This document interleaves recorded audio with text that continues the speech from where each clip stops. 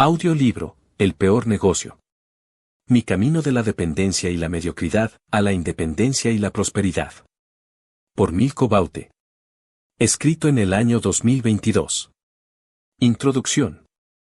En este libro hago un paseo por mi historia laboral y financiera, para que el lector aprenda cómo puede tener propósitos y lograr metas, no importando cómo lucen las circunstancias ni cuál sea la situación que esté atravesando. Todo lo que se necesita es aprender, tener un plan, una pasión, enfocarse, no perder el entusiasmo, continuar luchando y confiar en Dios. Esmérate en lo que te guste, esfuérzate y sé valiente, emprende lo que quieras con lo que tengas, no esperando que todo esté a tu favor o todo te salga bien o como quieres. De los fracasos y errores se aprende, es ahí cuando se madura y se perfecciona. Espero aprendas la lección que aprendí. No soy rico, ni me acercó a eso, pero me siento libre porque gozo de la libertad plena en sus tres formas: libertad espiritual, libertad de expresión y libertad financiera. Tuvieron que pasar 40 años de mi vida para alcanzar mi meta de ser económicamente independiente, sufriendo con empleos mal pagados, que ni siquiera me gustaban. Aunque todo en la vida requiere sacrificio, y no siempre podemos hacer las cosas que nos gustan o nos apasionan, porque estamos atados a las deudas y limitados al tiempo, el conocimiento y los recursos, siempre encontraremos la vía que nos genere ingresos pasivos, para pagar nuestras cuentas y deudas, y así poder realizar lo que nos gusta, aunque no lucremos con eso. El peor negocio. El peor negocio que uno puede hacer es trabajar para el negocio de otros, o sea, trabajar para empresas o compañías, corporaciones e instituciones. En otras palabras, cambiar tiempo por dinero, trabajando un horario por salario. Ese tipo de negocio no lo llevará nunca a la independencia económica o libertad financiera, porque es una atadura de cumplir horarios, reglamentos, ser eficiente, productivo, puntual y disponible, para cuando sea necesario, incluso en horarios extras. Este es un modo de esclavitud del que hemos sido programados por siglos. De hecho, el trabajo como tal es una maldición, no una bendición, como muchos creen. Así lo muestra la Biblia en Génesis 3, 17 al 19, y al hombre dijo: por cuanto obedeciste a la voz de tu mujer, y comiste del árbol de que te mandé diciendo, no comerás de él, maldita será la tierra por tu causa, con dolor comerás de ella todos los días de tu vida. Espinos y cardos te producirá, y comerás plantas del campo. Con el sudor de tu rostro comerás el pan hasta que vuelvas a la tierra, porque de ella fuiste tomado, pues polvo eres, y al polvo volverás. Analizando el concepto de trabajo. Todo lo que ejerce un movimiento es trabajo. El trabajo se define en física como la fuerza aplicada a un cuerpo para moverlo de un punto a otro. Cuando se aplica fuerza se libera y se transfiere energía potencial a ese cuerpo y se supera una resistencia.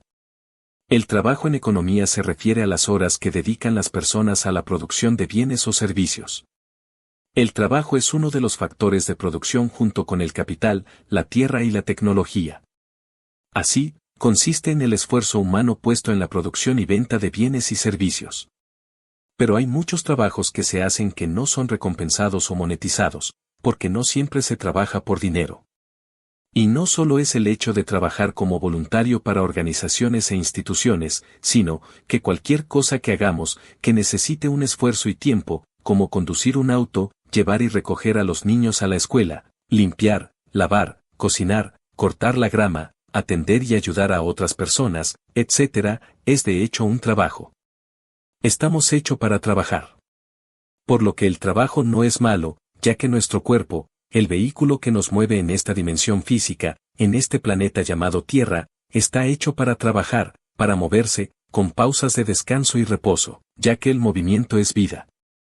Nuestro corazón es una máquina que nunca se detiene, solo baja el ritmo cardíaco cuando dormimos, para darnos descanso y recuperar células y energía. Es por eso que el ejercicio físico diario es importante, pues con este oxigenamos el cuerpo, le damos vitalidad y extendemos la garantía de vida de ese motor llamado corazón.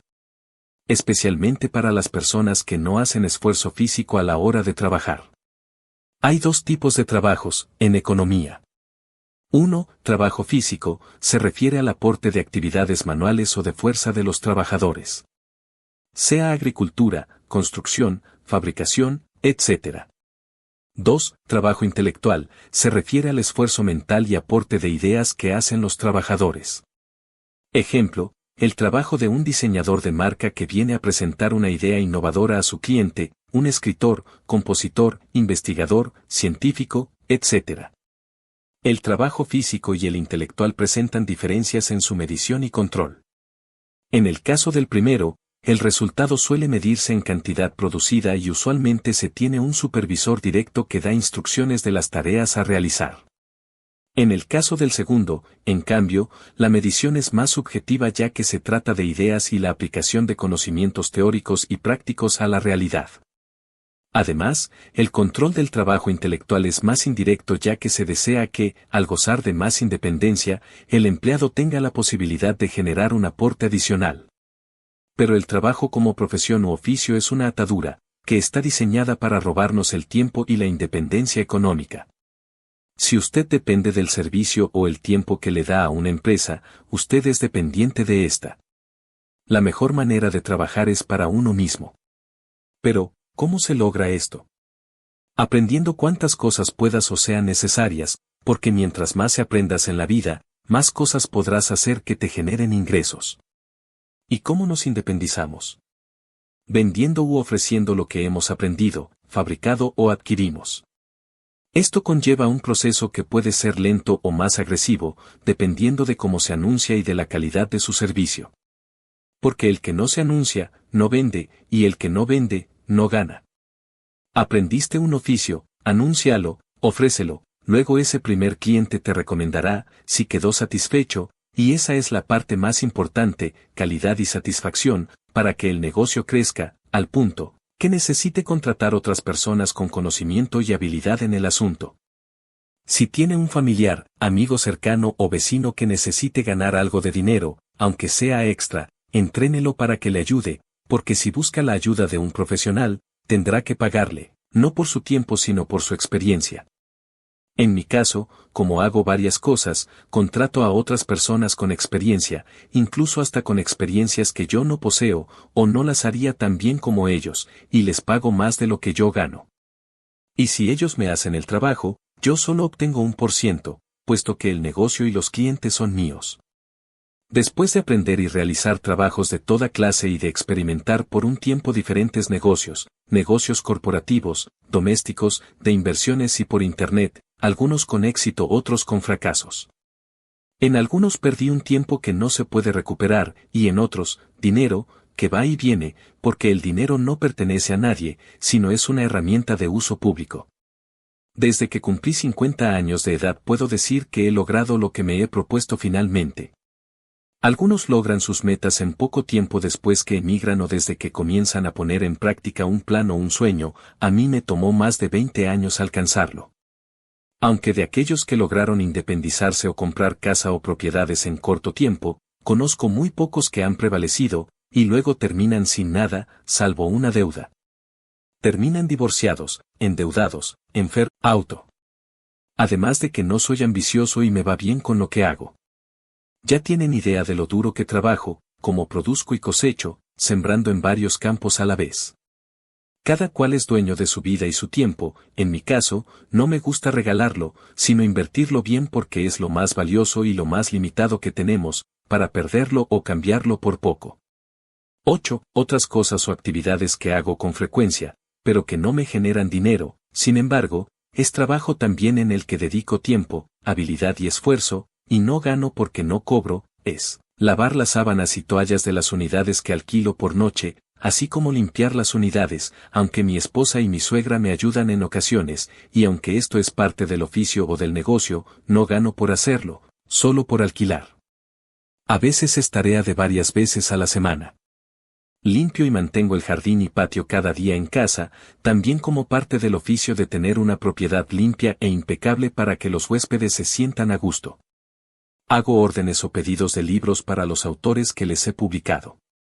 Hago, además, préstamos y envío el dinero electrónicamente a personas en Cuba, sin intereses, y siempre que pueda ayudar a alguien sin el deseo de lucrar o cobrar lo hago, no para vanagloria, sino porque sentirse útil es una satisfacción y servir es una obligación.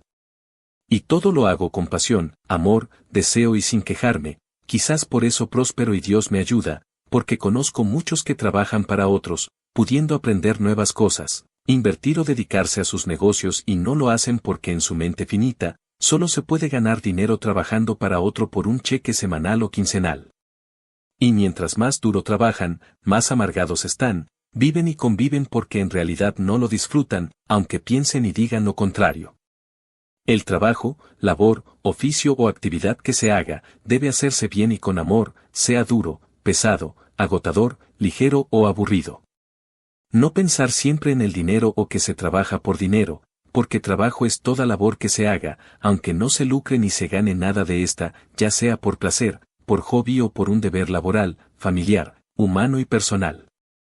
Me gusta trabajar, pero con sentido.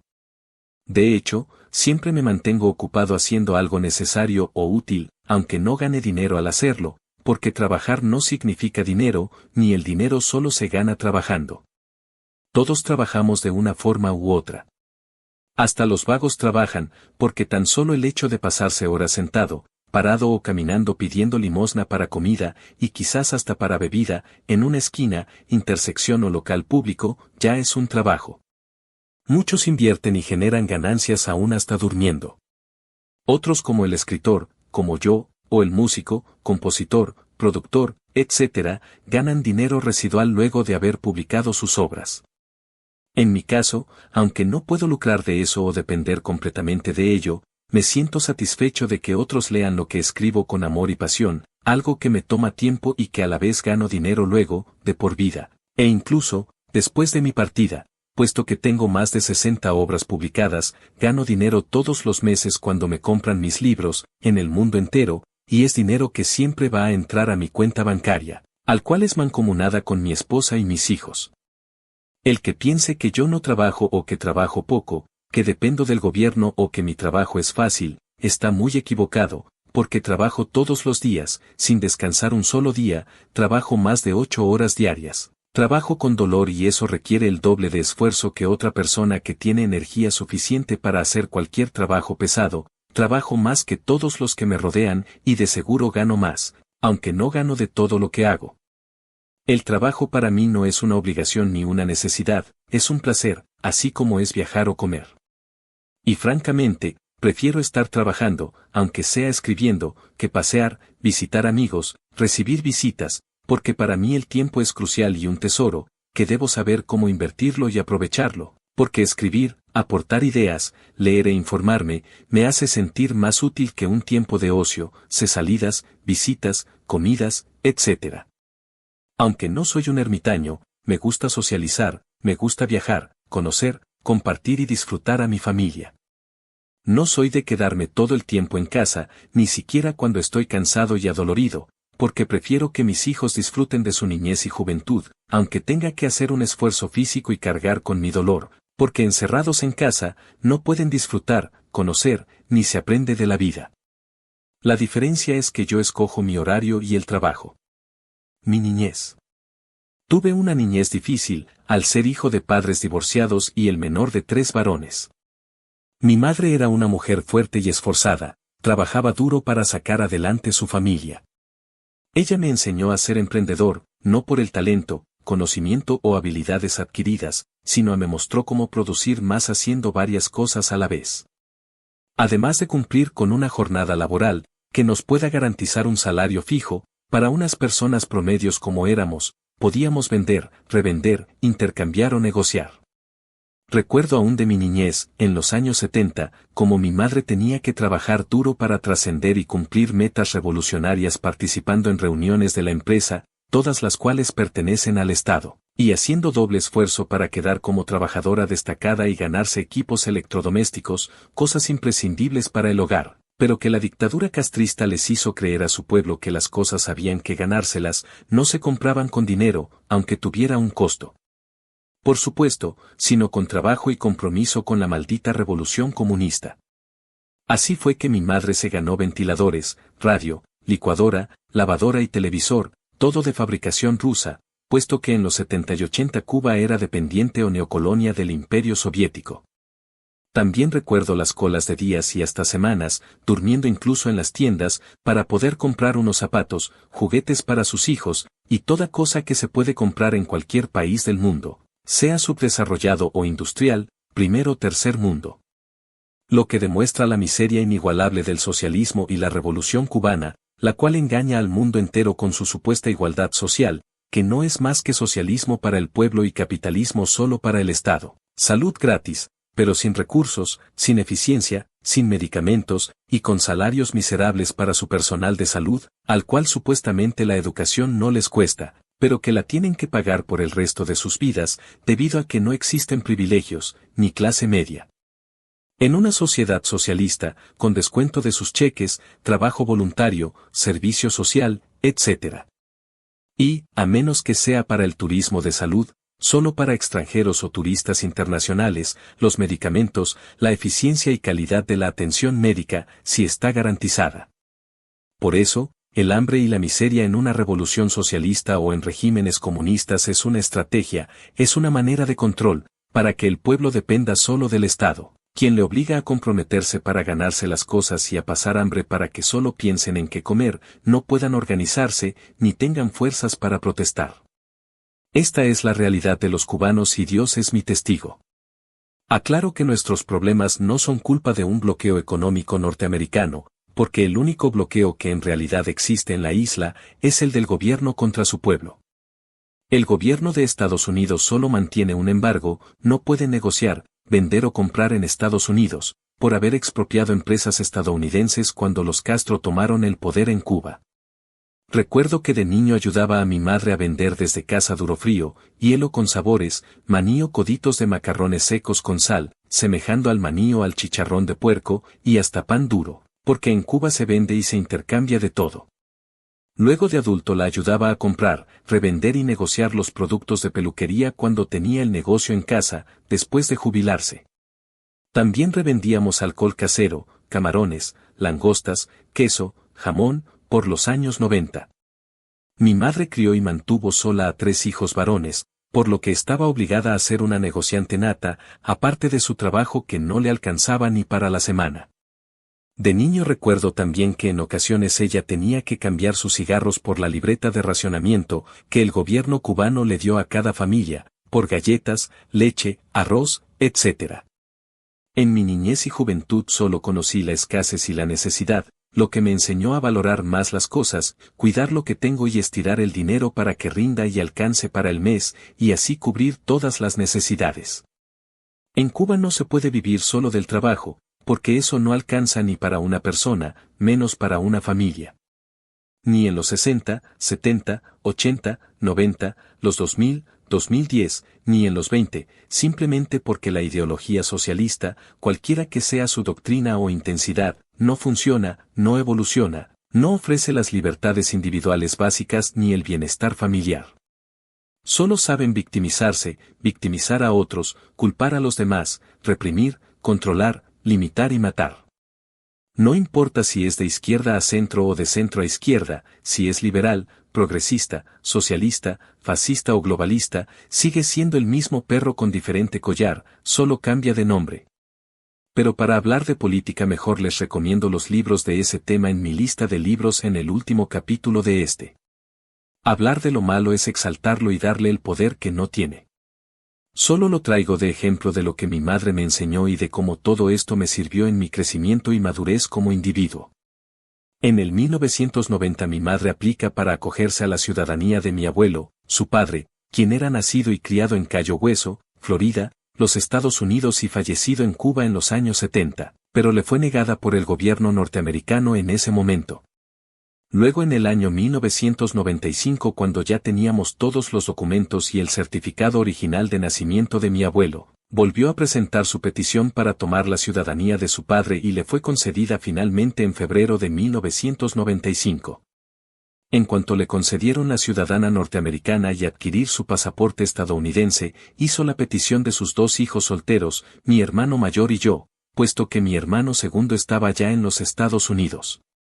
Para septiembre de ese año obtuvimos mi hermano Rolando y yo la visa como inmigrante para Estados Unidos, logrando salir finalmente de Cuba el 10 de diciembre del 1995, gracias a Dios, a mi madre y a mi abuelo Rogelio, quien no pudo ver crecer a sus nietos porque falleció a los 60 años y algo. Mi vida laboral y de negocios en Cuba. Al graduarme de Sistema de Energía Eléctrica en el año 1986, fui inmediatamente reclutado a la fuerza, por el Estado cubano, para el servicio militar obligatorio. Tenía apenas 17 años y perdí casi 2 años en ese entrenamiento militar inútil, solo es otra etapa más de adoctrinamiento, y solo ganaba 7 pesos cubanos, equivalente a 0 pesos, 30 centavos dólar, para el mes entero. Lo único bueno que puedo recordar de esa experiencia fue los magníficos amigos que tuve, de los que aún tengo comunicación con 4 de ellos, quienes aún siguen viviendo en Cuba. A mediados del año 1988, con 20 años de edad, estudié un curso de un mes, para inspector eléctrico, solo para graduados del instituto. Luego comencé a trabajar en una sucursal de la empresa eléctrica de Guanabacoa, en La Habana. De ahí, me pasaron para Regla, el pueblo donde me crié. Aunque mi salario era bien bajo, 148 pesos para comenzar y luego 171 pesos mensuales, mi experiencia en ese trabajo fue la mejor que tuve de mi vida laboral. Mi función era inspeccionar los relojes contadores o cualquier anomalía eléctrica en el área residencial y comercial. Algunas de las quejas de los consumidores las resolvía en la oficina, explicándoles por qué se elevaba el costo del consumo eléctrico. Cosas como un nuevo electrodoméstico, el calor del verano, un error en la lectura, algo usual que se resolvía al siguiente mes, puesto que bajaba, etc. También debía revisar y detectar el robo de energía eléctrica de un consumidor a otro, algo también usual en Cuba. Si el fallo era un reloj contador defectuoso, yo mismo lo cambiaba o hacía un reporte para que lo hicieran. Mi primera experiencia laboral fue buena, entretenida, amena, me gustaba servir y ayudar a otros, y hacer pagar al ladrón por sus fechorías. Pero en todo trabajo o labor siempre hay algo que no nos gusta hacer o no lo disfrutamos. En ese caso, mi rechazo a mi labor era cuando debía cortar el servicio eléctrico y sellar el reloj contador para que no lo abrieran, en ocasiones, hasta con candado. Cuando era por falta de pago, era menos doloroso para mí. Porque todos los servicios cuestan, todos tienen su precio que se debe pagar. Pero cuando era por sobrepasarse del límite de consumo que el gobierno comunista le impuso a todos los ciudadanos en Cuba, en los años 90, ya mi función era detestable e injusta. Las personas mientras paguen, tienen el derecho a consumir lo que quieran o necesiten. Y en mis 8 países que he estado, del tercer mundo y primer mundo, jamás vi cosa igual. Fue esa la razón, que renuncié a la empresa eléctrica en los años 90, y para esa ocasión, me encontraba trabajando en el municipio Cerro, en La Habana. Mi trabajo como inspector, para entonces, fue de 3 años. Durante otros 2 años después de salirme de la empresa eléctrica, trabajé de mantenimiento en las escuelas públicas. Un trabajo mal pagado y aburrido, con el mismo salario de 174 pesos cubanos, equivalente para entonces a 25 pesos dólares, y en el despacho de distribución de la energía eléctrica de la ciudad de La Habana, donde mi horario era de 24 horas de trabajo por 48 de descanso. Esas 24 horas sin dormir, era fastidioso, aburrido, pero a la vez, con una gran responsabilidad, porque la vida de los electricistas de las redes eléctricas estaba en juego.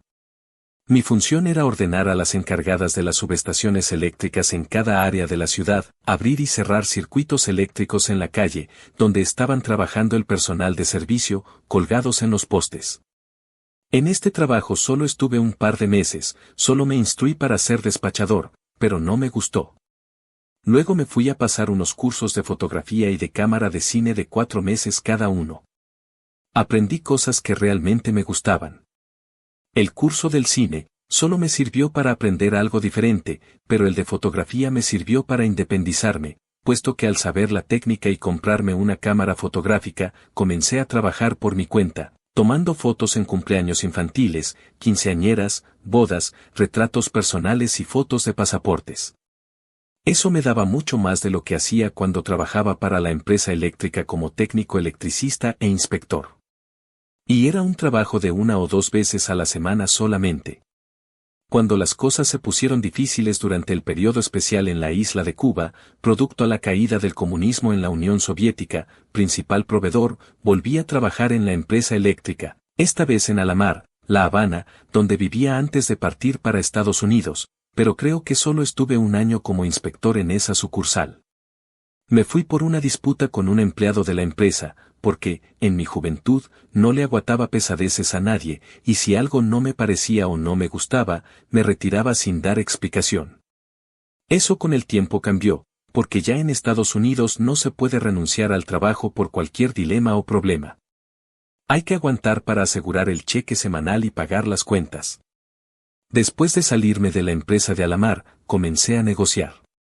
Lo primero que hice fue vender mis equipos de fotografía que mi hermano me había enviado de la Unión Soviética para hacer mi cuarto oscuro e imprimir mis propias fotos tomadas. Algo que me daba más que solo tomar las fotos en los diferentes eventos o clientes. Yo tomaba fotos un día y al día siguiente las entregaba al cliente. La razón por la que tuve que vender mis equipos de fotografía era porque en ese momento había tal grado de miseria y escasez que estábamos literalmente pasando hambre. Tuve que vender hasta mi bicicleta, la cual me había ganado anteriormente cuando trabajaba en la empresa eléctrica. En esa época cualquier persona no podía tener una bicicleta, solo la daban por empresa, aunque tenía su precio, pero como dije anteriormente, el gobierno cubano entrenó al pueblo a ganarse las cosas, con su compromiso y servicio a la revolución socialista. Después de vender mis equipos y mi bicicleta, me fui al campo a buscar arroz, papa y pollo para comer. Tuve que cargar un saco de unas 100 libras en mi viaje de regreso a casa, en camiones, buses y hasta caminando. Al terminar mi etapa de fotógrafo, me dispuse a negociar, comprando, revendiendo o distribuyendo, el proveedor me fiaba la mercancía para que yo saliera a venderla.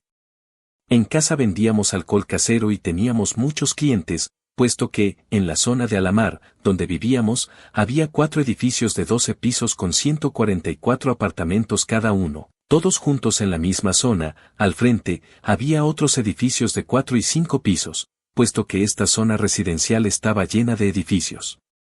Es por eso que le llamaban, el reparto de Alamar. Mi madre, que también había dejado el trabajo, abrió una peluquería clandestina en casa, nuestro apartamento en el 6º piso, y tenía muchos clientes, algunos de los cuales, también nos compraban el ron casero.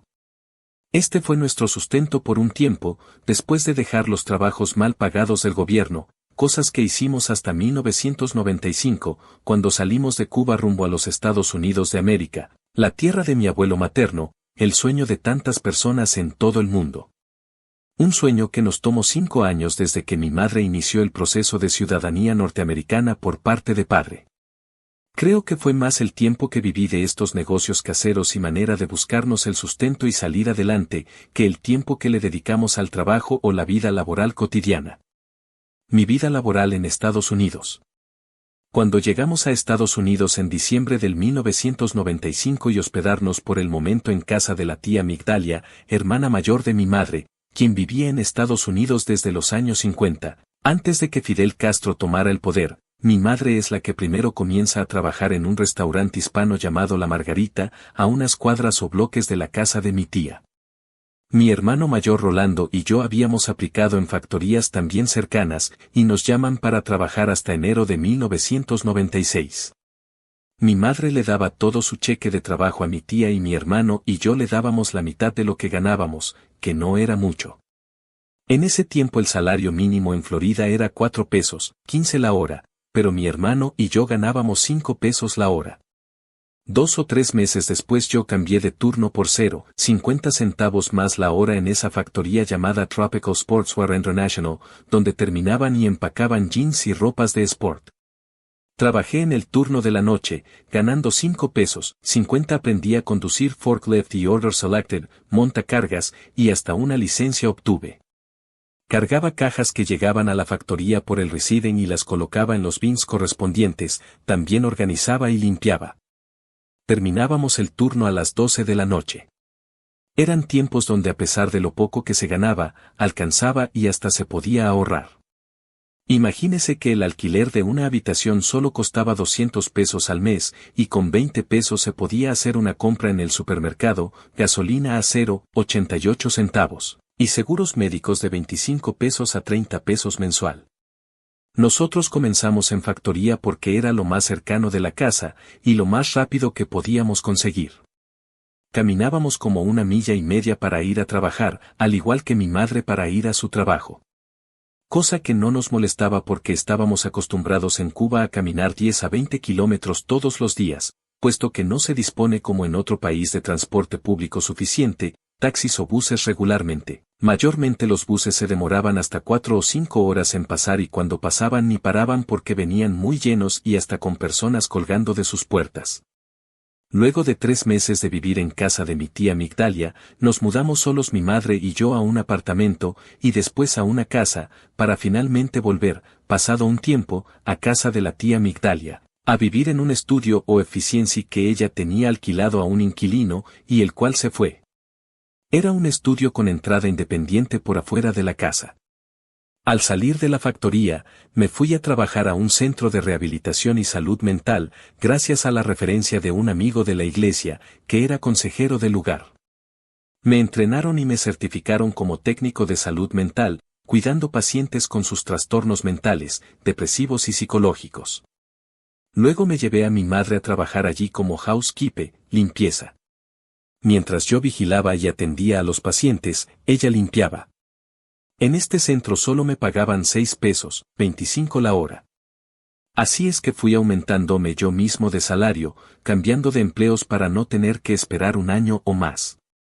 Unos 6 meses después, salimos para trabajar en el School Board, escuelas públicas, del condado de Hillsborough o en las escuelas públicas como personal de limpieza y mantenimiento, ganando cerca de 6 pesos.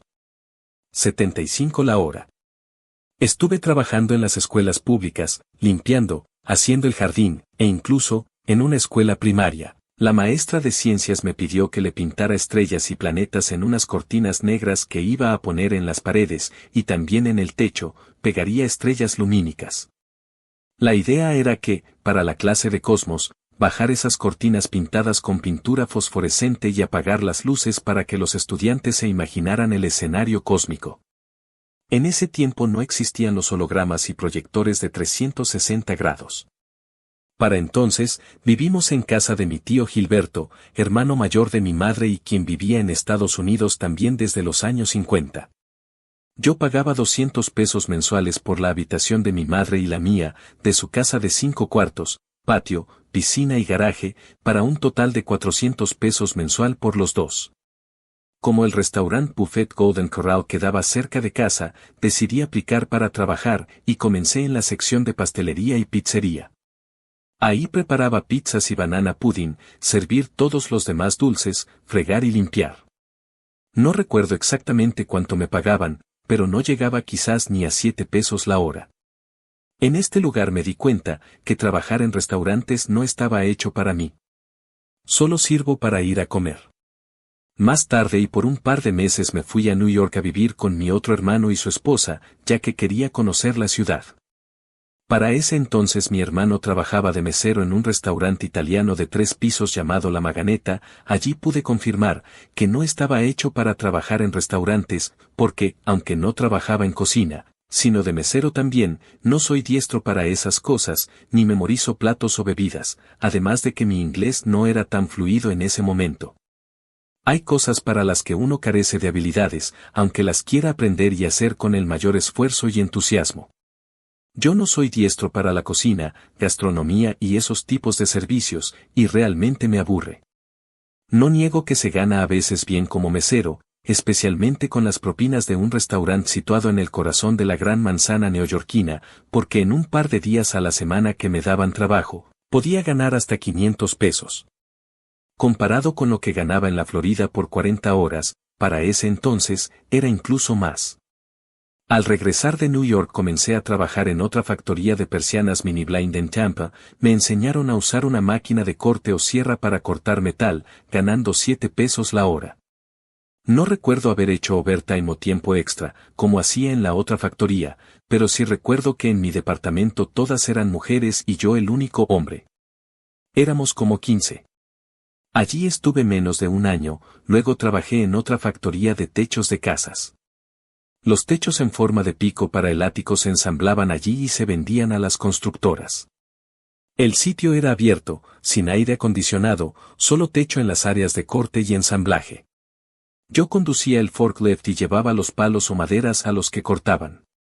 Los cuales eran 3 personas. Allí ganaba 7 pesos, 50 la hora, pero el trabajo era de 2 turnos de 12 horas de lunes a viernes. Se trabajaba 24 horas diarias y solo paraban los fines de semana. Mi turno era de madrugada. Para esa época, ya me había casado con mi primera esposa.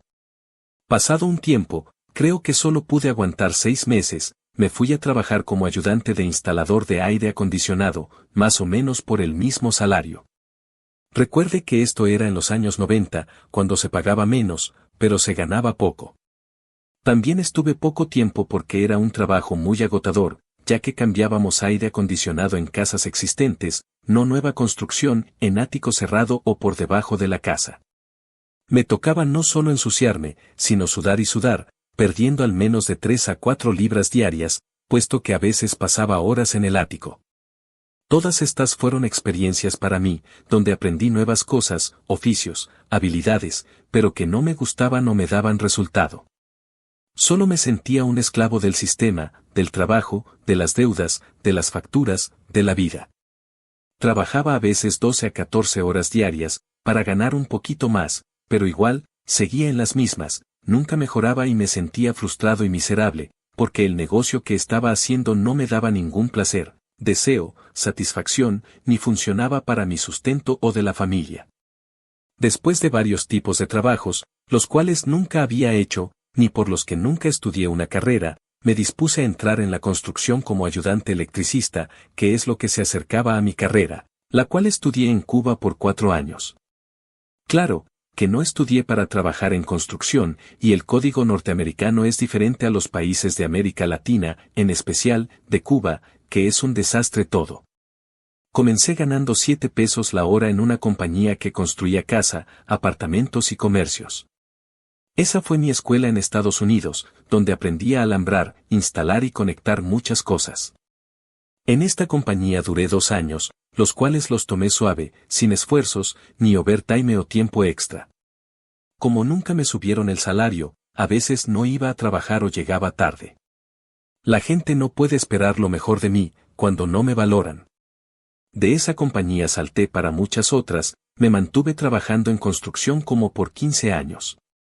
Por 1 o 2 años, luego de aprender bien los códigos americanos y la manera que se construye, se renueva, se alambra y se hacen instalaciones en Estados Unidos, al menos en Florida, me independicé y estuve haciéndolo por cuenta propia, ya tenía algunos clientes que me llamaban de vez en cuando.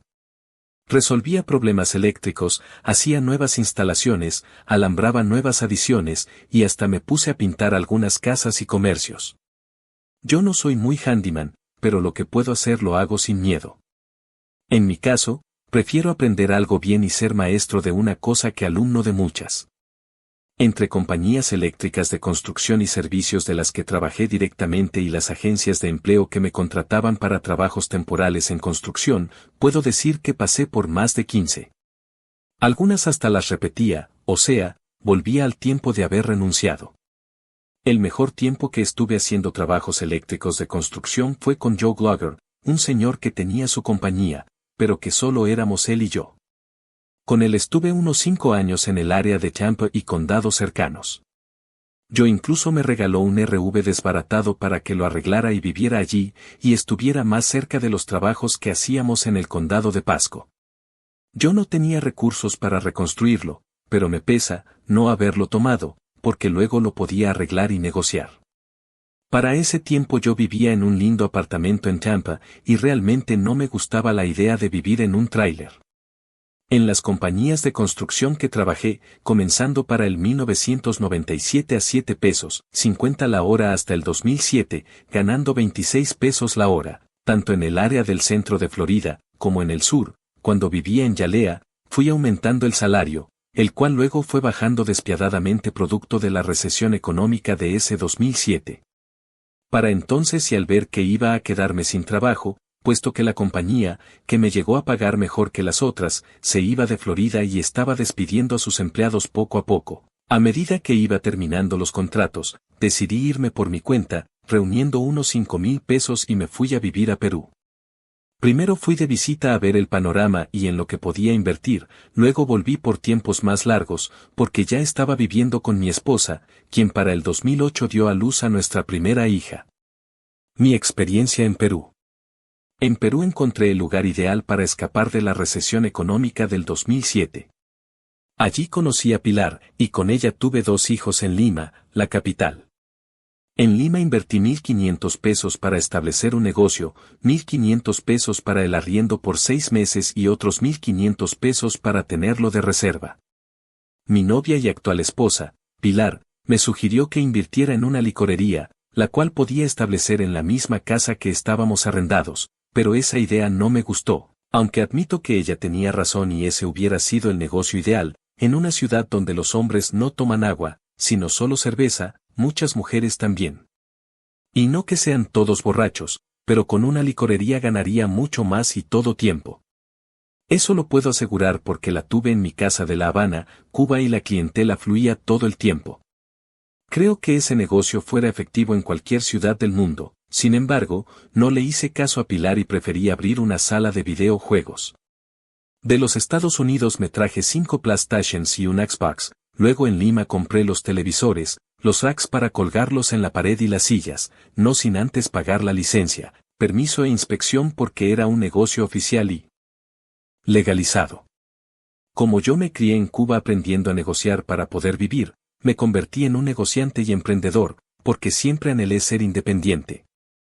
Muchos piensan que para tener un negocio propio hay que tener mucho dinero, pero se puede comenzar cualquier negocio sin dinero, solo necesitas la idea, la motivación, la perseverancia y el valor de emprenderlo, aunque es cierto que debes adquirir un pequeño capital, pero ese lo puedes obtener por medio de un préstamo y no necesariamente con tu propio dinero. Más, para eso, se necesita crear el crédito confiable, y eso es algo que puede tomar un tiempo. En mi caso, yo ahorré ese capital para comenzar un negocio en una ciudad de un país lejano, pero donde hay muchas más personas, y especialmente niños y jóvenes, que no tienen la ventaja que tienen otros en Estados Unidos o un país desarrollado, de tener videojuegos y equipos costosos como computadoras, etc. Como la liquidez y ganancia de este negocio era por hora, y la hora la cobraba en un sol, moneda peruana, que representaría 0,67 centavos dólar en ese momento. Si el local o la casa fuera propia, o sea, hubiese sido de mi novia o de sus padres, eso podría ser más rentable, pero la casa era alquilada y el garaje donde tenía el negocio de videojuegos también. Lo cual representaba un gasto mensual que necesitaba cubrir con el negocio y tener dinero extra para cubrir nuestras necesidades.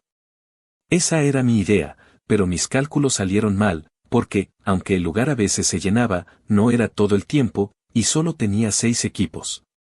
Por eso, tuve que comprar 10 computadoras con sus cabinas, para expandir el negocio o ofrecer servicio de Internet, creando así, una sala de juegos con Internet. Tuve que hacerle variación al local, agrupar los videojuegos con sus televisores en la parte de atrás del garaje, lo cual tenía su puerta privada, para crear el espacio de las 10 computadoras con sus cabinas. Las 10 computadoras de uso con sus cabinas me costaron 1,000 pesos US. Pero nuevamente, eso era perder tiempo y dinero, porque también era un servicio por hora, al mismo precio, un sol la hora /diagonal 0,67 cents. El negocio no fue un fracaso, solo que no era rentable porque lo abrí en casa ajena, donde tenía que pagar alquiler. En Perú los servicios de electricidad, telefonía e internet son caros, y estaba obligado a tener línea telefónica para que me pusiera internet, cosa que no sucede en Estados Unidos y otros países. Después de 6 meses de intentar con ese negocio, de haber perdido un PlayStation que me robaron en pleno servicio, viendo que no podía sufragar todos los gastos, ya que no ganaba ni 100 soles al día, 30 pesos US para ese tiempo, y mis gastos sobrepasaban los 500 pesos, me dispuse a venderlo todo nuevamente, perdiendo dinero, ya que no podía venderlo al mismo precio. Por otra parte, tuve un conflicto con el dueño de la casa que arrendé, quien es primo de mi esposa, porque metió a vivir una familia en el garaje y hacían fiestas muy seguido y mucha bulla. Yo había pagado por adelantado 6 meses de alquiler, y ese fue mi peor error, porque tuvimos que salirme antes, sin recuperar ese dinero. Ya mi hija había nacido y no teníamos paz en ese sitio. Con el dinero que obtuve de la venta de los equipos, me dispuse a invertir en el mercado de valores, o sea, en el mercado Forex, mercado de divisas, a través de un trader que supuestamente operaba desde Perú, pero al ser un negocio de Internet, un contrato impersonal y no firmado, era por tanto muy riesgoso, pero me lancé sin pensarlo mucho. Confiando en mi amigo Orlando de Miami, quien desde hacía tiempo ganaba con negocios de Internet y me demostraba que si se ganaba ahí mucho dinero. Yo era inexperto y esos negocios impersonales a través de plataformas digitales no me parecían buena idea, pero necesitaba de alguna forma ganar dinero, así fuera muy poco, y diversificarlo en varias plataformas o sitios webs, para ganar por varios y asegurar el ingreso residual, y no perder toda mi inversión en un solo sitio. No podía regresar a Estados Unidos con las manos vacías, ni podía darme el lujo de dejar a mi esposa y a mi hija en la calle o sin dinero alguno para subsistir. Esta fue otra experiencia, que me dio para vivir 2 años sin depender necesariamente de un trabajo, aunque estuve viajando a Estados Unidos de regreso, solo para ganar algo extra y volver a Lima con mi familia. En uno de esos viajes de regreso que hice, mi hermano Alex, quien vivía en Filadelfia con su esposa e hija, me pagó el pasaje de Lima a Filadelfia, para que fuera a ayudarlo a construir su casa, en un piso que compraron de un edificio comercial, que lo habían convertido en residencial. Él necesitaba de mí, más que nada, para que le hiciera todo el alambrado e instalaciones eléctricas desde cero. Mi cuñada me ofreció pagarme 5,000 pesos US por ayudarla. El piso que habían comprado era un estudio de un pintor, y no tenía habitaciones.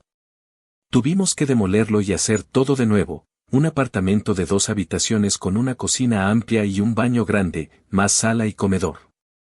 Después de demoler y ayudar al contratista a botar la basura en camión, bajándola desde un 4º piso, comencé a correr la línea principal o cableado desde el reloj contador al panel nuevo del apartamento. De ahí alambré toda la casa y luego de hacer todas las conexiones. El proceso tomó unos 3 meses y después me regresé a Perú con mi familia, aunque mi cuñada solo me pagó 2,500 pesos de lo que acordamos y luego me depositando 200 pesos mensual en mi cuenta bancaria. Ya para entonces, el negocio de los traders o forex por internet había cerrado porque resultó ser una pirámide o esquema Ponzi. Al principio gané dinero suficiente para vivir esos 2 años en Lima y sustentar a mi familia, pero luego perdí 2,000 pesos en ese juego de suerte. Con los 200 pesos mensuales que mi cuñada me pagaba, podíamos sobrevivir en Lima, porque para esa fecha 300 pesos alcanzaba para pagar la habitación, luz, agua, comida, etc. Aunque tenía que hacer maravillas para estirar ese dinero y alcanzara. Yo llevé los 2,500 pesos, más esos 200 pesos mensuales, logramos sobrevivir un año más. Pero igual, tuve que buscar trabajo en Lima, y por medio de un cubano dueño de un club nocturno, conseguí empleo por 3 noches a la semana, por 20 pesos la noche. Esto no era suficiente, pero Dios nunca nos abandonó y nos proveyó de alguna que otra manera. Pasado ese año y luego de haber nacido mi segundo hijo, me regresé nuevamente a Estados Unidos a trabajar, sin dinero, pero al menos, con la ayuda de mi amigo Orlando de Miami, quien me acogió en su casa por 3 meses y así no tuve que pagar alquiler, arriendo y ni siquiera comida. Aunque tuve que dormir en su habitación y en su cama con su hermano Leonel, otro gran amigo mío que siempre fue fiel en darme una mano. Mi esposa y mis hijos, por su parte, tuvieron que mudarse a casa de sus padres, fuera de la capital, los cuales tenían un negocio de tienda y panadería en su propia casa.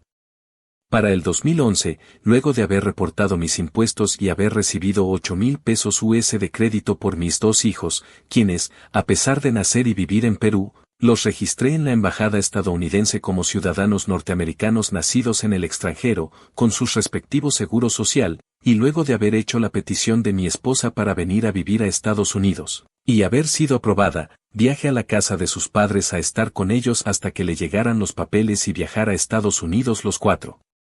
Esa experiencia en la zona centro de la selva peruana fue de 3 meses, para luego viajar a Lima, la capital, a comenzar el proceso de visa para mi esposa y chequeo médico requerido por la embajada. Pasado 1 mes y medio en Lima, y luego de obtener la visa y los pasajes, viajamos a Estados Unidos con tan solo 2,000 pesos en el bolsillo. El duro camino a la libertad financiera. Al llegar a Estados Unidos, en Hialeah, sur de la Florida, nos fuimos a casa de Orlando, donde estuvimos una noche, para movernos a un cuarto que alquilé en casa de un señor cubano y su esposa en Hialeah. Para ese momento, no tenía nada, ni siquiera un automóvil, pero Dios proveyó de inmediato una minivan prestada por unos días. Luego mi esposa consigue un trabajo en una cafetería a 3 cuadras de donde vivíamos, y luego a través de la dueña de la cafetería, le alquilaba una moto triciclo con cocina atrás, por 20 pesos diario, para salir a vender pan con hot dog y granizado por algunos puntos de la ciudad. Esa nueva experiencia tampoco dio mucho fruto porque apenas ganaba dinero durante la mañana, que es cuando salía a vender los hot dog, que era menos de 100 pesos, y pagaba 20 pesos diario más gasolina. Me quedaba menos de 80 pesos o 60 pesos, pero al menos nos daba para resolver. Al acabarse la reserva de los 2,000 pesos, pasado 2 meses, nos dispusimos a mudarnos en un carro rentado a Houston, Texas, donde un amigo y pastor de Cuba me brindó su casa y su carro para usarlo por tiempo indefinido, para que fuéramos a vivir allá y ayudarnos mutuamente. Esta otra movida la pensé bastante, pero viendo la situación y calculando lo que me quedaba y ganaba, no me quedaba de otra que aceptar la propuesta.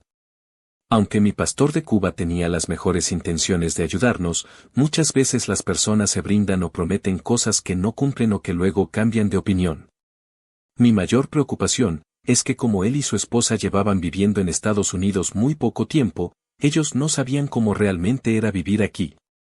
Tuvieron la dicha de cruzar la frontera, legalizarse sin problemas, ser recibidos por su hijo, quien vivía en Houston desde unos meses atrás, y no tener que pagar arriendo ni comprarse un auto porque le fue regalado, por lo que sus ahorros no lo tenían que usar.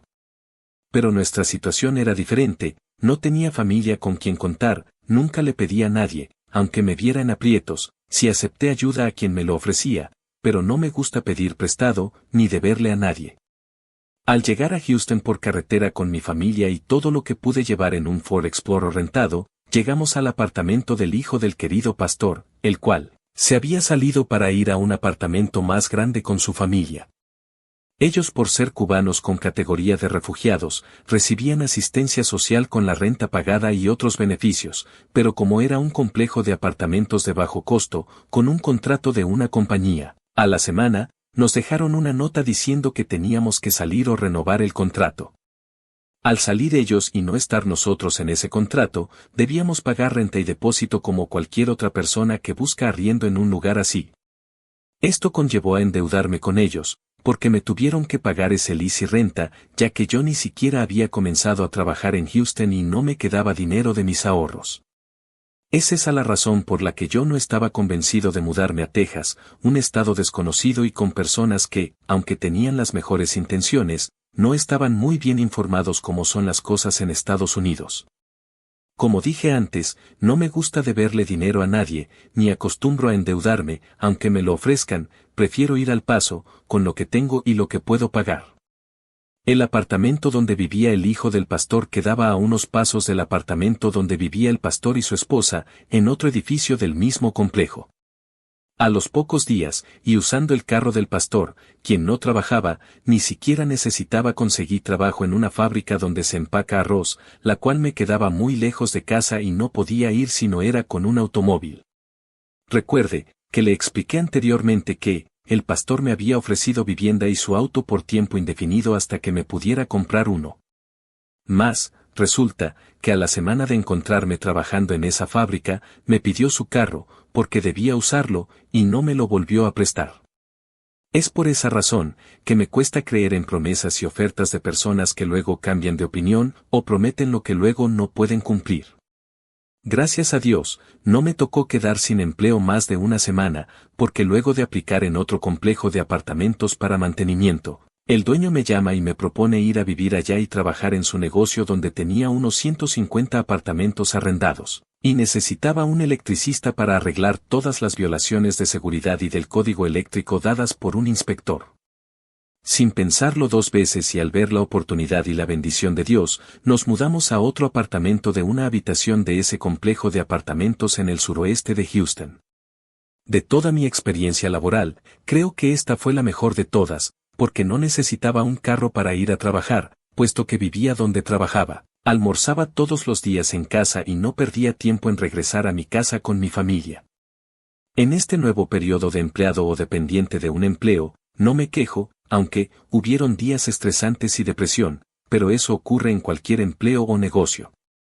No solo hice mi trabajo como electricista, sino aprendí a arreglar refrigeradores y estufas, que era un trabajo casi diario, aunque también tuve que hacer otras cositas de plomería, cargar material, poner piso de vinil, etc. Por lo que lo considero como una escuela más y una experiencia importante. De mi salario, el dueño descontaba el arriendo del apartamento incluyendo los servicios y el celular que nos daba a sus empleados. Pasado 2 o 3 meses de vivir en el apartamento de una habitación y luego de que me subiera el salario a 12 pesos la hora, puesto que había empezado a 11 pesos, me pasé a otro apartamento, pero de 2 habitaciones, en el mismo sitio, de otro edificio. Claramente, aquí me descontaban un poco más, puesto que el apartamento de 2 habitaciones costaba más. Pero para esa fecha 2011 a 2013, pagar 700 pesos en un apartamento de 2 habitaciones con todos los servicios pagados, incluyendo luz, agua, internet, cable y teléfono, no estaba nada mal. El pastor que me ofreció su casa y carro me pidió que hablara con el dueño para conseguirle un trabajo a su hijo. Eso hice, pero el dueño necesitaba que él fuera a vivir a una de sus unidades. Como el chico estaba casado y con una hija, viviendo bien en su nuevo apartamento, no podía ni quería mudarse para allá. Le insistí tanto al dueño que accedió darle empleo para que le arreglara todas las barandas de los edificios que estaban dañadas. Su trabajo iba a ser temporal, sin embargo, se quedó trabajando allí permanente siendo el único empleado que no vivía en ese sitio. A este luego se le sumaron 2 cubanos más que estaban recién llegados y eran conocidos del hijo del pastor, pero ellos sí fueron a vivir allí. Como yo era uno de los pocos empleados que hablaba inglés, el dueño me pidió que fuera intérprete y supervisor. Pero uno de esos cubanos recién llegados y el hijo del pastor comenzaron a hacer lo que querían y no lo que le pedían.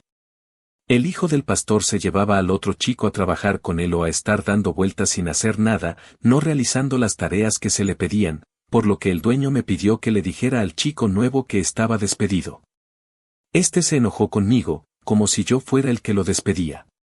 Mientras tanto, el hijo del pastor continuó haciendo lo que le daba la gana y no lo que se le pedía. Yo le advertí muchas veces y él continuaba en las mismas, hasta que fue despedido. Esta vez, yo me acerqué a él, con el teléfono en altavoz, para traducirle al dueño lo que decía, y le traduje textualmente lo que estaba diciendo. El chico se enojó también y nos insultó.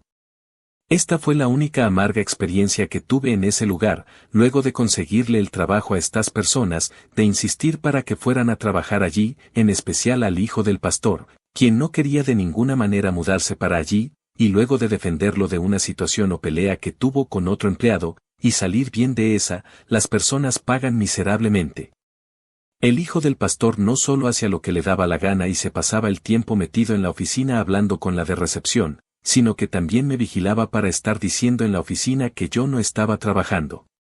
Además de que le dijo a otro empleado que yo le debía dinero del apartamento que me pagó por su error y prometer cosas que no debía y que no se lo había devuelto completo. Yo aún no había reunido para comprarme un automóvil, por lo poco que ganaba en realidad y los gastos de mantener una familia de 4, en tan solo 3 o 4 meses viviendo en Houston, y él andaba en el chisme diciendo que yo le debía dinero aún. El dinero se lo pagué obviamente cuando pude. A los 6 meses de encontrarme trabajando y viviendo en este sitio, el dueño me da un carro y me descuenta los 1,500 pesos más impuestos que pagué por un Toyota Corolla del año 2000, del cheque quincenal que me pagaba. En esta ocasión ya me había subido otro $1 la hora de salario, por lo que pude continuar mis gastos regulares. Pasado cerca de un año y medio en Houston, y trabajando en ese lugar, mi hijo había enfermado de asma y le daba todas las noches una tos, que no podía dormir y le costaba respirar. Todas las semanas tenía que llevarlo al médico, y estuvo bajo tratamiento y con oxígeno. Esto me obligó a pensar en salir de Houston y de Texas, puesto que Houston es una ciudad contaminada por las plantas de extracción de petróleo del Golfo, y aunque la ciudad se encuentra a 2 horas del Golfo de México, es un ambiente tóxico y un clima complicado, puesto que, durante el invierno de 8 meses, la temperatura cambia drásticamente de 70 grados a menos 30 grados Fahrenheit y es muy húmedo a la vez. Al contactarme con un amigo de Miami, el cual conocía de uno de los empleos como electricista que tuve allí anteriormente y quien tenía su compañía eléctrica de servicio ya para ese entonces, me dice que vaya a trabajar con él y que me daba el van de trabajo, pero que solo podía pagarme 11 pesos la hora. En el sur de la Florida la vida es mucho más cara que en Houston, Texas y 11 pesos la hora era muy poco para mantener una familia en el 2012, pero mi preocupación por la salud de mi hijito de 3 años era mayor y debía actuar rápido, por lo que accedí a eso. Contacté a un amigo cubano, que conocí en Houston y que también había trabajado para el complejo de apartamentos donde yo estaba en ese momento, pero ya él se había ido, y para ese entonces, vivía en Miami en una casa multifamiliar a la orilla de un lago, exactamente un apartamento tipo eficiencia, y me ofreció su cuarto, para el dormir en la sala, y ayudarnos mutuamente hasta que yo consiguiera un apartamento donde mudarme. Vendí mi Toyota Corolla y me compré una camioneta Ford 150 para poder llevarme todo lo que pudiera. Este fue otro comienzo casi desde cero. El espacio de la cama de la camioneta solo me daba para llevar la lavadora y la secadora de ropas, una litera, algunos juguetes y nuestras ropas. Envolví con una lona todo y amarré bien todo para que el aire de la carretera no me volara nada, y salimos nuevamente rumbo a Miami, otro viaje de 2 días. Esta vez nos hospedamos en Tallahassee para a la siguiente mañana salir. En el viaje anterior de Miami a Houston solo paraba para comer y echar gasolina al tanque, no pude ni dormir, porque el Ford Explorer que había rentado era solo por 24 horas. Al llegar, nos instalamos y acomodamos como pudimos y me fui a trabajar al siguiente día. Tratamos duramente de encontrar un apartamento o habitación aparte, para no quedarnos a vivir en el estudio o eficiencia de este amigo, pero ya las cosas en Miami y en todo el sur de la Florida habían cambiado y era muy difícil encontrar un apartamento sin tener un récord de trabajo y arriendo por 2 años en la ciudad. Perdí dinero en aplicaciones, depósitos y tiempo, para luego de 6 meses, el amigo fue quien tuvo que marcharse. Tampoco pude encontrar un estudio o eficiencia como el que estábamos, para nosotros solos, porque no le alquilan a una pareja con hijos. El dueño de la casa accedió a dejarnos, sin contrato y sin depósito, ya que, en definitiva, yo era quien estaba pagando el arriendo por esos 6 meses, mientras que mi amigo no lo hacía. Pasado 1 año y medio, y resumiendo esta historia, luego de estar ya cómodos viviendo solos en ese apartamentico a la orilla de un lago, lo cual disfrutamos al 100%, el dueño me dice que había vendido la casa y teníamos que irnos ese mismo mes. Él muy listo, ya lo había hecho, pero me avisa después de cobrarme la renta del mes y solo me dio 15 días para salir de ahí. Yo le dije que no podía irme así con mi familia, porque no tenía dónde vivir, ni tenía dinero para mudarme, y que, por ley, debía darme al menos 3 meses para salir. El tipo me rogó y me devolvió el dinero de la renta, y con solo 1,500 pesos me fui primero a buscar vivienda en Tampa, centro oeste de Florida, donde ya había vivido por varios años. Conocía bien y era más fácil encontrar alquiler. En ese entonces, junio de 2013, el amigo con quien vivimos en Miami, y quien tuve que irse al yo no encontrar dónde mudarme en Miami y porque no era mi idea vivir permanente con él en una habitación con mi familia, se había mudado a Tampa con su hermano y me ofreció nuevamente un cuarto disponible que su hermano tenía y que había preparado para su hija, que venía de otro estado, pero como no había llegado aún, me permitió quedarme unos días allí. A los 3 días, ya había encontrado un apartamento de 2 cuartos y ya tenía la llave. Sin más tiempo que perder fui en busca de mi esposa y 2 hijos, quienes se habían quedado esperando en Miami. Por el trabajo no había problema porque yo siempre busco el trabajo en línea, antes de hacer una movida así. Por lo que ya tenía el trabajo asegurado y en esos 3 días que me quedé en casa del hermano de mi amigo, fui a la entrevista y me aceptaron por 16 pesos la hora. Pasado un año en ese apartamento, me suben drásticamente la renta a 200 pesos más, por lo que me dije, si voy a pagar esa cantidad, mejor me mudo a un apartamento de 3 habitaciones. Y así lo hicimos. Comencé a buscar nuevamente dónde mudarme y encontramos un apartamento al sur de Tampa de 3 habitaciones por 850 pesos, lo cual en ese tiempo era una ganga, y por supuesto, ahora, 8 años después, es imposible encontrar algo así. Ya estando bien establecidos y más cómodo porque teníamos 3 habitaciones y los niños tenían cada uno su propia habitación, enfrenté otra prueba en mi vida, y fue de salud. Desde Miami, había estado con crisis de dolores de espalda y en el 2016, tuve que dejar de trabajar porque no podía cumplir una jornada de trabajo siquiera. Estuve saltando de compañías luego que no podía cumplir mis 40 horas a la semana, y me despedía yo mismo, hasta que me operaron de hernias discales en el 2017. Aunque eso no me resolvió mucho los dolores y fatiga crónica que estaba sufriendo y aún sufro. En ese año, mi esposa conseguí un trabajo en las noches, a medio tiempo o part-time, el cual, todavía lo tiene, ya como tiempo completo. Del 2016 al 2017, por todo un año, fue duro para nosotros, porque yo casi no estaba produciendo, generando o ganando dinero, porque no trabajaba, pero esa situación, me obligó a buscar la forma de generar sin depender nuevamente de horarios por salarios. Ya desde el 2014 estaba preparando un curso para entrenar electricistas y para el 2016 ya tenía hecho el libro y el material de estudio. Hablé con una señora que conocía hacía mucho tiempo y quien era presidenta de un ministerio misionero en Tampa desde el 1992 para que me prestara el local de reunión, con capacidad para 50 personas, para impartir mis clases de 4 días por 4 horas cada una y la ayudaría con una donación.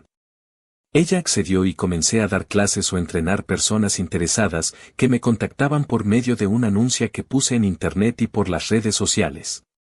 Para ese 2016 también comencé oficialmente a editar y publicar para otros autores, como negocio.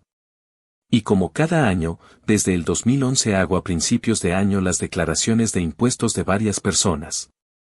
Por lo que de a poquitos, logré sostener mi hogar, para luego, con el part-time del trabajo que hacía mi esposa, tener un alivio mejor. Para ese entonces mi esposa ya era ciudadana americana y tenía su propio automóvil. Lo cual, sin esperar, hizo la petición de su madre para que viniera a vivir con nosotros. Yo, por mi parte, me jubilo por salud y el Estado me paga un cheque, que es otra ayuda que nos permitió ahorrar dinero, incluso, para luego comprarnos una casa en plena pandemia del 2020. Todas estas experiencias han sido un nuevo comenzar para mí, que, cuando uno es soltero es más fácil porque se puede mover de un lado a otro y hacer cambios radicales, porque no carga nada que se lo impida, pero, al tener una familia, las cosas no son iguales, y deben de ser pensadas y analizadas mucho más cuidadosamente, especialmente, cuando se tiene hijos pequeños. Misión cumplida. En mi libro Cómo convertir dificultades en oportunidades, muestro una parte de esta historia, con las bases y consejos para construir un bienestar familiar, venciendo los obstáculos y aprovechando las oportunidades. Como dije antes, me tomó 40 años alcanzar la libertad financiera que disfruto hoy en día, no precisando de un gran capital para lograrlo. Puesto que libertad y abundancia son cosas diferentes. Se puede ser rico o clase media alta, pero esclavo del negocio o de los bienes que se tiene que administrar, y se puede ser libre sin un gran capital o siquiera tener dinero ahorrado. Pero sea cual sea su condición, necesita disfrutar lo que hace, con pasión, con humildad, perseverando hasta el final, venciendo las pruebas, levantándose, estar dispuesto a tomar riesgos, aprender de los errores y fracasos, no perder la visión, enfocarse y emprender o actuar. Si no das un paso de fe, nunca saldrás de donde estás. Si busca independencia económica y ser dueño de su vida y de su tiempo, no necesita esperar 40 años como yo, aunque tuve varios intentos y logré resultados temporales, aprendí de mis errores y fracasos, y sobre todo, a levantarme de nuevo para continuar o comenzar de nuevo. Comencé, me levanté y volví a empezar, varias veces en mi vida, sin pedir dinero prestado a nadie. Solo ayudé a mi esposa a construir su crédito para comprar la casa, y las deudas que tenemos se pagan sola, sin esfuerzo, porque en nuestra propiedad tenemos 2 unidades que alquilamos por Iron, la cual nos paga todos los gastos y deudas. Los ahorros lo usamos para gastos y compras especiales, viajes y vacaciones. Y estamos esperando el momento apropiado para invertir en otra propiedad cuando la burbuja inmobiliaria estalle. Aunque, ya tengo en planes comprar otro RV o casa rodante para alquiler, pero tendré que buscar dónde plantarla y pagar renta de propiedad. Si de esa inversión solo voy a ganar 500 pesos al mes, son 500 pesos más que gano extra sin hacer otra cosa que cobrar el dinero cada mes, lo que representa 6,000 pesos más al año. A comparación de las otras 2 unidades, incluyendo el otro RV que tengo en casa alquilado por Airbnb, es mucho menos, pero claro está, en mi propiedad no pago extra por tener un RV habitado. Cumplí mi misión en esta vida. Estoy dejando un patrimonio a mis hijos, que espero no lo pierdan, porque el futuro de ellos solo depende de ellos, si siguen mis consejos y duplican o replican lo enseñado y la manera que hemos vivido. A mi hijo de 12 años actualmente, y a quien no le gusta la escuela, le estoy enseñando sobre cómo generar dinero. Le compré 5 libros de Robert Kiyosaki, experto en finanzas y autor de varios libros del tema, para que él tome sus consejos y los aplique en la vida. Que siga mis pasos y tome su propio camino, porque no necesariamente va a hacer lo mismo que yo, pero que siga esa actitud de emprendedor que le estoy enseñando para que no dependa de otro, de empleos, de horarios por salarios, de full-time, overtime, part-time. Que se enfoque en lo que hace, saque bien sus cuentas y analice bien el tipo de negocio que hará, con quién lo hará, si es seguro, rentable y no requiere de un gran capital, el cual pueda perderlo y quedar endeudado como a muchos le ha pasado. Que aprenda todo lo que pueda y que lo disfrute haciéndolo, porque mientras más cosas uno sepa hacer, profesiones u oficios, menos dependerá de otros y otros dependerán de su servicio. Para la edad que tiene todavía no me lo llevo a trabajar conmigo, pero lo dejo solo que se defienda armando cosas que compramos, arreglando o mirando cómo hago algo.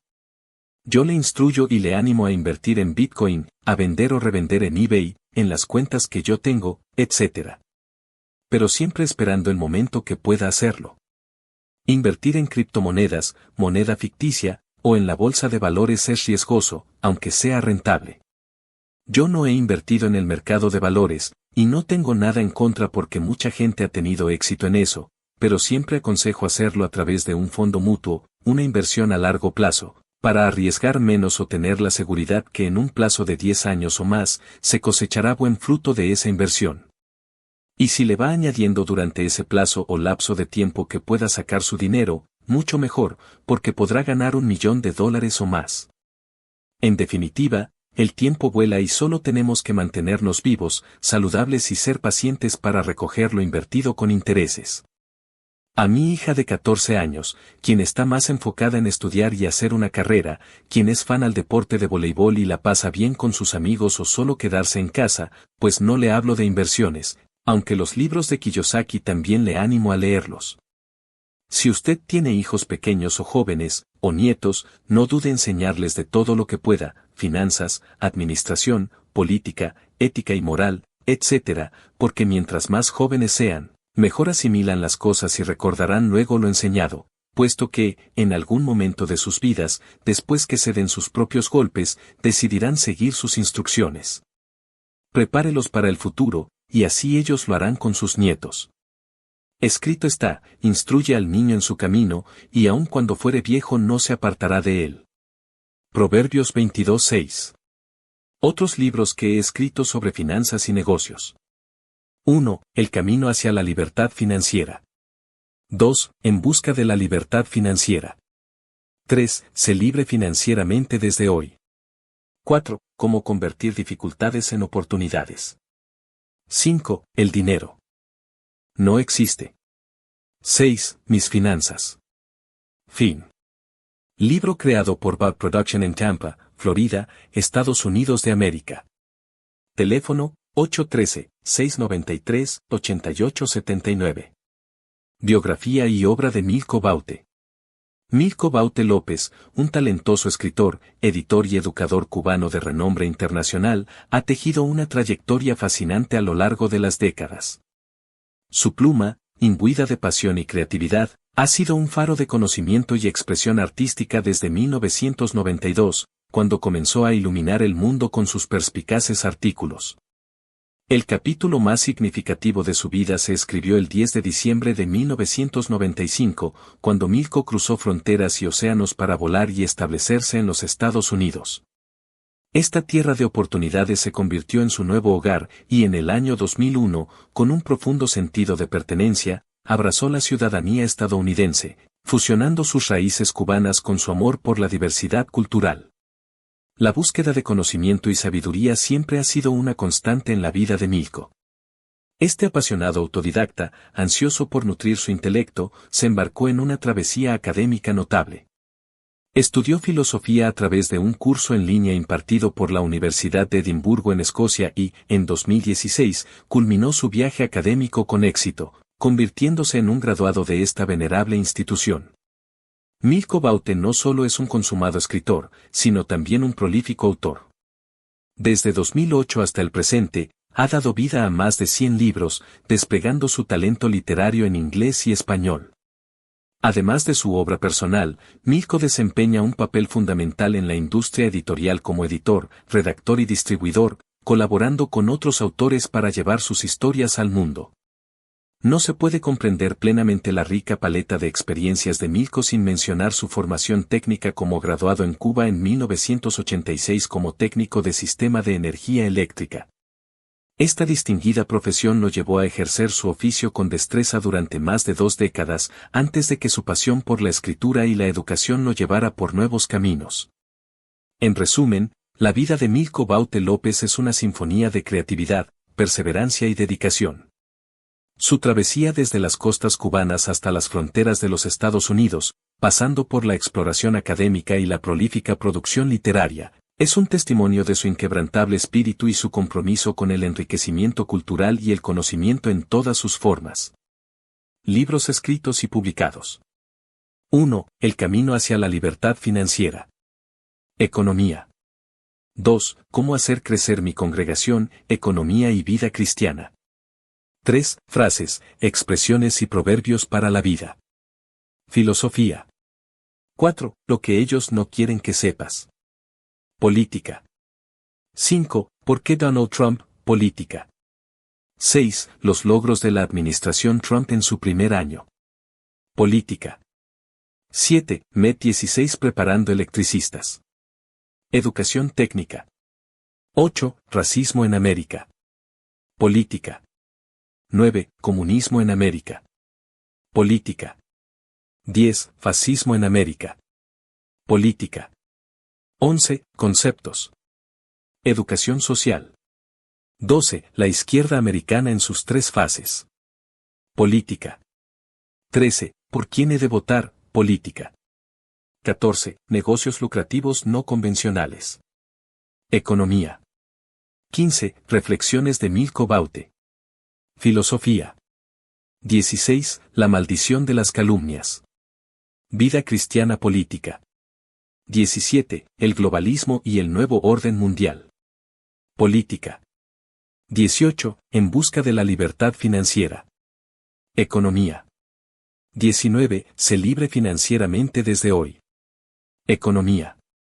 20. Entendiendo a Donald Trump. Política. 21. Entendiendo a Dios. Religión. 22. El número 7 y el cumplimiento de los tiempos. Profecía. 23. Masacres fabricadas y el desarme de la población. Política. 24. La invasión inmigrante y el cambio demográfico. Política. 25. Lo que ellos no quieren saber. Política. 26. El terror del Islam. Religión. 27. Agenda de despoblación. Política. 28. Daniel 8:23. Profecía. 29. El caso Cuba y el síndrome de Estocolmo. Política. 30. Consejos para escribir y publicar un libro. Educación intelectual. 31. Pecados en la Iglesia. Vida cristiana. 32. Cuba, metamorfosis de una república. Política. 33. La conspiración global de los controladores. Política. 34. Reflexiones políticas con Milko Baute. Política. 35. Anticipando 2020 a 2030. Política. 36. Che Guevara, el mito, el ídolo, el asesino. Política. 37. El nefasto mandatario. Política. 38. La propaganda de odio. Política. 39. Derecha o izquierda. Definiendo mi identidad política. Política.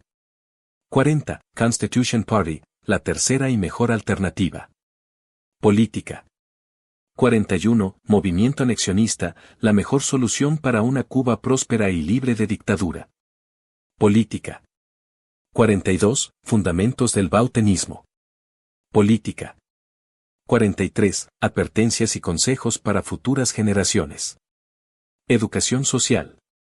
44. Logros de la administración Trump en su primer periodo 2017 a 2020. Política. 45. Reflexiones para la vida con Milko Baute. Filosofía desarrollo personal.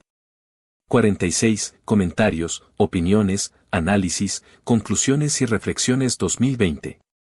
Política. 47. Comentarios, opiniones, análisis, conclusiones y reflexiones 2021. Política. 48. Criminal en jefe.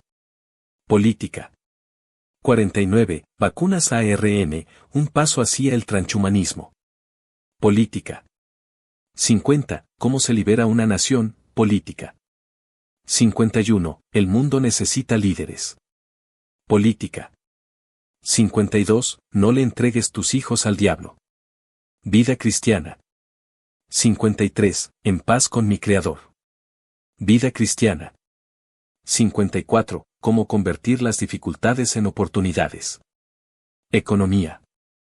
55. El espíritu de miedo que domina al mundo. Espiritual política. 56. Cómo vivir una vida larga y abundante. Salud y bienestar. 57. El dinero no existe. Economía. 58. En homenaje a mi madre Alicia López. Testimonio. 59. Mis finanzas. Economía. 60. Comentarios, opiniones, análisis, conclusiones y reflexiones 2023. Política. 61. Cómo curar el cáncer y otras enfermedades. Salud y bienestar. 62. El peor negocio. Economía. 63. Padre emprendedor, madre empleada.